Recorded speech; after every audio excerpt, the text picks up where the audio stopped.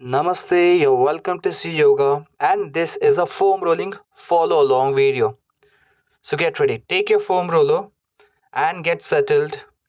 Place the foam roller closer to your lower back and get ready for using it on your lower back. Now, one thing to remember before we start with it, whenever you focus on your big muscles, for example, your back, your thighs, or your hamstrings, you always divide them into two groups. For example, in case of your back, you can divide your back into two groups, your lower back and mid back. And after you're done with your lower back and mid back, you can focus on your upper back. So place your back on the foam roller, and using your legs you can slowly move up and down on the foam roller. If you're comfortable with it, you feel your core muscles can handle the pressure, you can keep your hands on your shoulders and then slowly move up and down. This will give you a little extra pressure on your back. If you're not comfortable with it, just rest your elbows on the ground like so, and then slowly continue with the same movement. After you're done, once you complete 30 seconds, you can slowly shift the foam roller up towards your upper back and then repeat the same process. And now, why do we need to use foam roller? Okay, so few benefits of foam roller. It helps you increase the blood flow towards your muscles. And the healthier the muscles you have, the better you will move. And whenever you use foam roller, if you're a beginner, try to avoid foam rolling on joints and bones. Foam rolling does not need to be complicated and difficult, it needs to be easy. So keep this in mind, and whenever you're using foam roller, try to avoid this mistake of using it on your complete back, on your whole back, so you finish this quickly. So try giving nice 1 minute for all your muscles and do it slowly. Now the second question, what if you're facing soreness only on one side of your back? For example, if you're facing soreness on right side, what you should do? Then you slowly tilt your body towards one side after sleeping on your back on the foam roller, and then slowly continue with the same process once again using your legs. Slowly move up and down. This way you can focus only on one side of your back, and you can do it the same way, focusing on your upper back first, and then you can shift the foam roller down towards your lower back. Do it for 30 seconds on each side. As a beginner, you may notice that this is getting little challenging and it is little painful. But remember, foam rolling does not give you pain, it helps you recover from the pain. So just try being closer to that sweet spot where you feel you can take the pain, and you can do it nicely for 30 seconds. And now for focusing on your lat muscles. You keep the foam roller under your upper back, tilt towards one side and raise your hand up. And slowly move up and down. Repeat the same process. Focus for 30 seconds.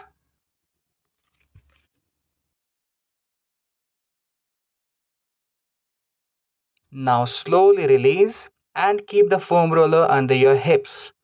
Now this muscle can be very tight for many people because of sedentary lifestyle.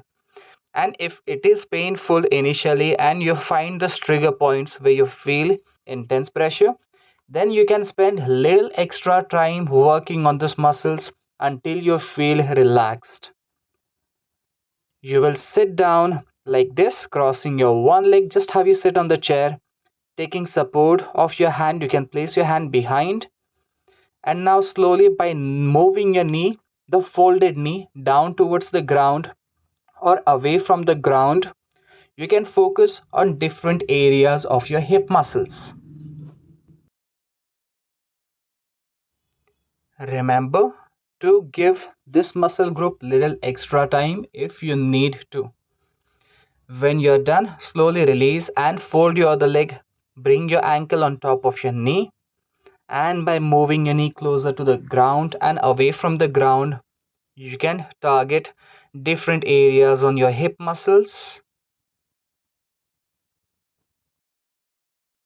Ultimately, foam rolling can help to get over aches and pains, accelerate recovery, increase range of motion and your flexibility.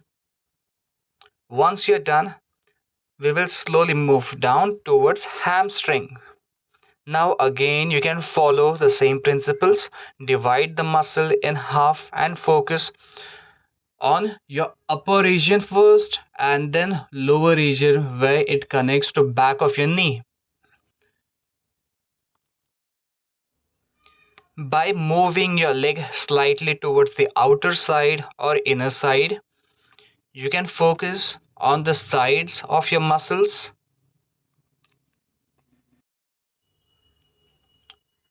Once you're done, you can release and change your leg. Repeat the same sequence.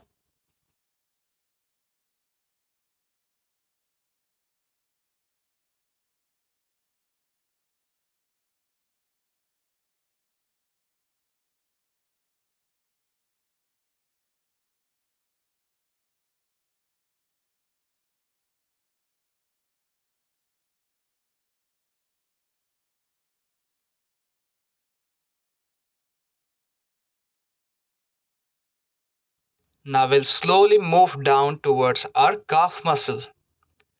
Now there are two ways of doing this.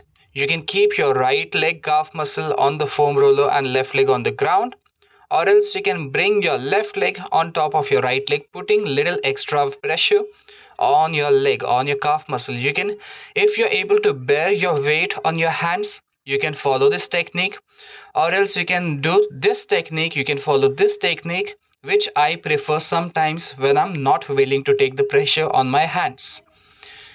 This will give you a little less range of motion, but this won't put any pressure on your hands.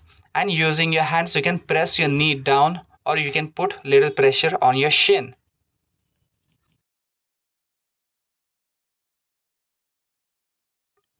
And do not forget the area close to your ankle, your Achilles tendon.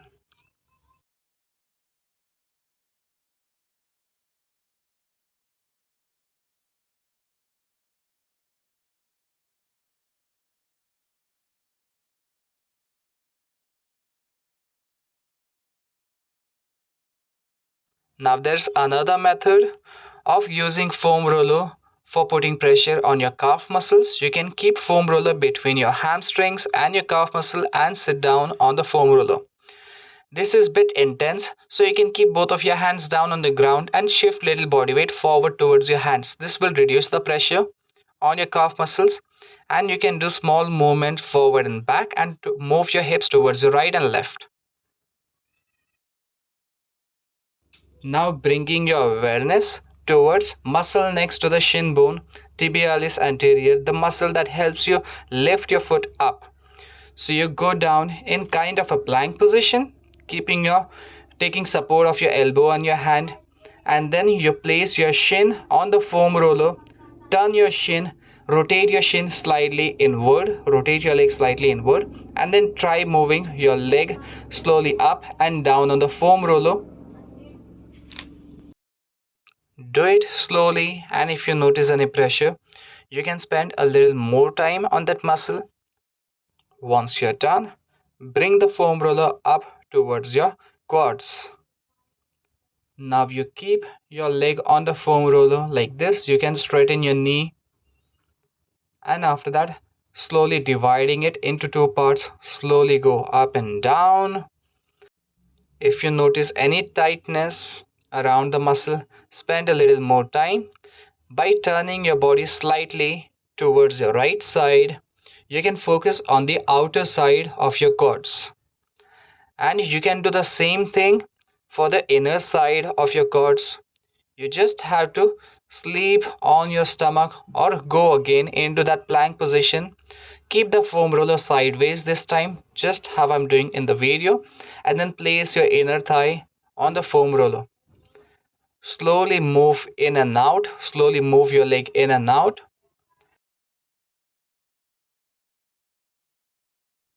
And once you're done, you can slowly release and repeat the same sequence on your other leg. Place the foam roller down, go down on your elbows, and then slowly move up and down, feeling that pressure on your quads. You can lift your other leg up if you wish to put little extra pressure, and then slowly by tilting your body towards one side, you can focus on the outer side of your quads and then inner thighs as well. Once you're done, slowly release. Good news is I have a bonus for you. First, you come up into a standing position, keep the foam roller down on the ground. Placing your right foot on the foam roller, slowly start rolling your foot forward and back. You can do the same thing on a tennis ball or a massage ball also. Rolling your foot forward and back like this will increase blood flow towards your leg and it will help you heal faster.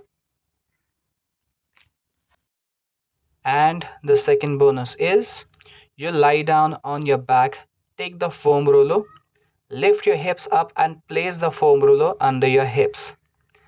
Straighten your legs, keep your palm facing up, leave your whole body relaxed in a resting position. Sleeping in this position will release the stress from your pelvis that you get from a sedentary lifestyle. You can try holding this for 30 seconds each time you do it. Now we reached the end of this video. Thank you so much for joining me. Hope it was helpful for you. See you in the next one.